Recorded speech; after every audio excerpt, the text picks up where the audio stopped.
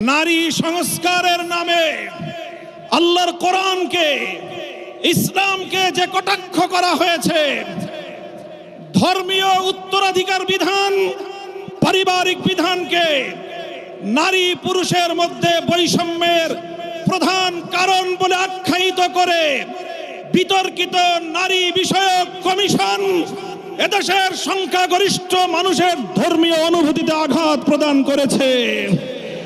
ধর্মীয় অনুভূতিতে আঘাত প্রদান করবার অপরাধে তাদের বিরুদ্ধে আমরা রাষ্ট্রের শাস্তিমূলক ব্যবস্থা। হেফাজতে ইসলাম বাংলাদেশ বলতে চায়, এই তথাকথিত পশ্চিমা ধ্যান ধারায় বিশ্বাসী বিতর্কিত নারীবাদীদের আদর্শ এবং দর্শন নয়, বরং হেফাজতে ইসলাম বাংলাদেশ ইসলাম প্রদত্ত আল্লাহর ঘোষিত নারীর ন্যায্য অধিকারে বিশ্বাসী।